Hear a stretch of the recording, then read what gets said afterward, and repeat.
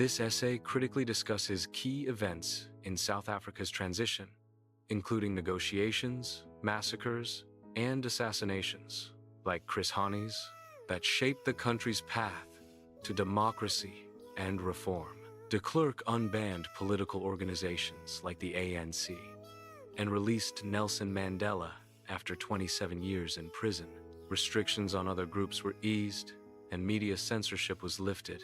This paved the way for negotiations between the ANC and National Party. However, violence in Sebokeng delayed talks. Mandela and de Klerk met to restart negotiations, marking a crucial step towards ending apartheid and beginning a new era of democracy in South Africa. The stage was set for a transition to democracy. The ANC and No Problem held their first meeting, led by Nelson Mandela and F.W. de Klerk. They agreed to release political prisoners, grant immunity, and end violence. The ANC suspended its armed struggle, and the No Problem committed to releasing all prisoners and suspending the state of emergency in Natal. The parties met at the World Trade Center, with 19 parties participating to discuss a new constitution. They agreed on key principles, including multi-party democracy, human rights, and an independent judiciary. A compromise was reached to draft an interim constitution, paving the way for further talks. De Klerk called a referendum to prove whites supported reforms, and the majority voted in favor. Working groups tried to resolve issues, agreeing on neutral media coverage. However, disagreements arose over a new constitution and interim government. The ANC and No Problem had differing views, and the forum failed to reach consensus. The ANC-led mass democratic movement responded with mass action, including strikes and marches, to pressure the government and speed up negotiations, starting with a nationwide stay-away on the 16th of June 1992.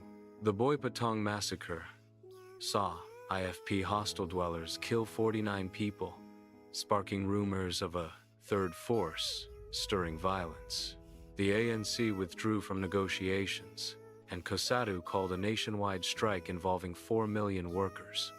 A march led by Mandela drew 50,000 people.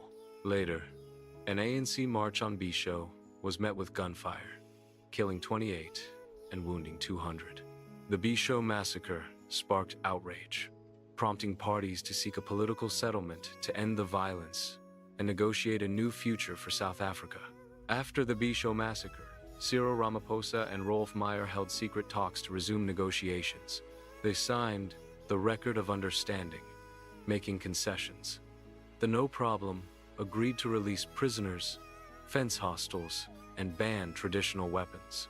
The ANC committed to a government of national unity, guaranteeing jobs for white civil servants and security forces for 5 years. This compromise paved the way for democratic elections and a new government, ensuring stability and cooperation between former enemies.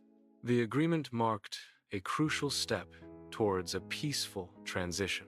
The Multi-Party Forum met at the World Trade Center on the 1st of April 1993. Some parties, like Inkatha, withdrew due to disagreements over the democratic constitution.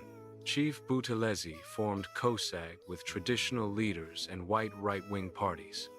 They opposed the ANC and No Problem's dominance in the negotiations. After mediation by Henry Kissinger and Lord Carrington, the group rejoined the process, ensuring a broader representation of South African interests and paving the way for a more inclusive negotiation process. Chris Hani's assassination by Janusz Wallace disrupted negotiations, sparking widespread anger and demonstrations. Nelson Mandela addressed the nation, calming the situation and preventing civil war. The multi-party negotiating forum continued working on an interim constitution, agreeing on a national assembly, 9 provinces, and a Bill of Rights. The parties set dates for the first democratic elections: April 27 to 29, 1994. Eventually, the elections were held on April 27, allowing everyone over 18 to vote. Mandela's leadership and the agreement paved the way for a new, democratic South Africa, marking a significant step towards healing and unity.